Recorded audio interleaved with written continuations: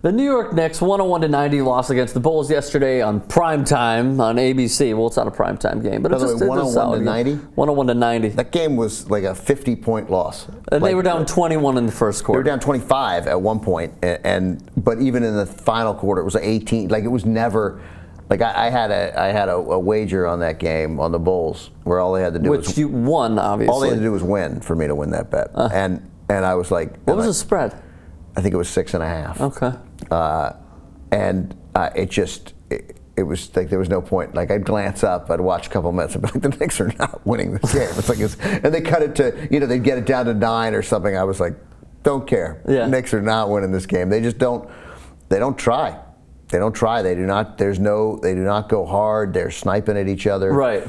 I was listening to the Knicks radio broadcast of the game that the Warriors ran. Did they sound like gym. Don Fisher when Yogi Ferrell throws up a 3 and misses? But they did over. something that must be very telling, because announcers never do it. Without actually using their names, they called out the veterans and said, "Sit them.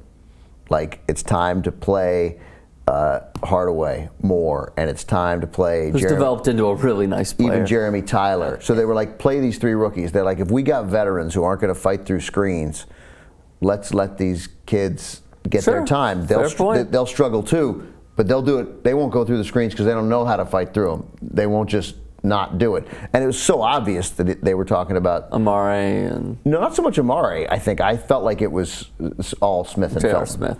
Smith and Felton. That's what they were talking about. It's been a rough stretch for. But then even Raymond yesterday, Felton, you saw at halftime Bill Simmons call out Tyson Chandler for just not extending himself, and that this guy is supposed to be a leader, and his whole game is. And you agree with that? His whole career has been effort and defense. And dunking. And making a difference. Sure. But look, I get it. It's not just that when you're basically a team that loses 2 out of every 3 games, but when you're a team that thinks it was an upper echelon, top 4, top 5 Eastern Conference team. Didn't you go into this year with that expectation as well? I didn't. I bet the under. Oh, you did? Yeah. I thought they'd at least be a 4 or 5 seed. 49 wins this year was the greatest bet. It's literally, it might be the best bet I've ever made. You've said that so many times. The best bet. No, yes. I mean, it might be the best bet I ever made because I bet a significant amount of money and I crushed it. Yeah. Like it was clear by 12 games into the season. I was like, oh. Did you think they'd be this bad though? No. I thought they were a 500 team. Yeah. Okay. Well, right now they are not a 500 team. They're 18 games under 500. We have a quote from Carmelo Anthony, and this just goes to speaking volumes about the New York Knicks right now, so we can pull that up very quickly. Here's what he said after the 101-90 loss. It's embarrassing. Teams win and teams lose, night in and night out. But just the way that we're not approaching games from that standpoint with a winning attitude, with a winning mentality, it's just not happening. I know I'm rambling now, but it's frustrating. I don't like to be embarrassed like that. I personally, and look, we have ripped Carmelo Anthony, but it seems like he is the most sought-out free agent, going to be, at least if LeBron James does not opt out, which I truly believe he will not, is going to be the most sought-out free agent this coming year in free agency. He said that he wants to test the free agent market. I never viewed Carmelo as a leader because he is not a two-way player. He's not a great two-way player. This quote right here makes me... He had nearly 3 rebounds yesterday. So 2. I view this as somewhat of leadership in a troubled clubhouse. But then we have more from a few others. So pull that up very quickly if we can. Here is what they said. At this point, there's really no answers for it. Carmelo Anthony. I don't have the answers for it. Tyson Chandler. I wish I had the answers, but I don't. J.R. Smith. Do you view, and I mean this is just me personally, because I've never viewed Carmelo as a somewhat leader, but that quote to me kind of said leadership. I mean, did it say anything of that sort to you, calling out teammates, saying it's just embarrassing? That's, first of all, that's not calling out teammates. That's just speaking the truth about it being embarrassing. Peyton Manning would object to that.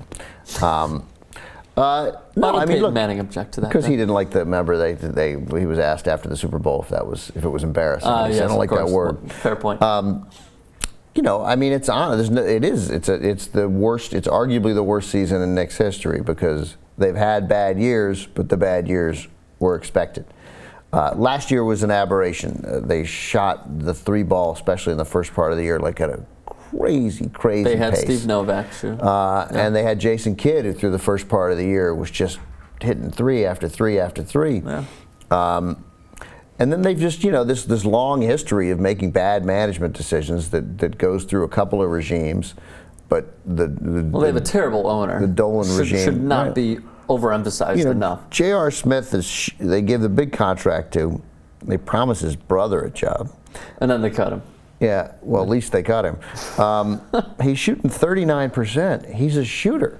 It's crazy. Yeah. And his career you know what his career shooting percentage is? I don't. It's 42. What do you...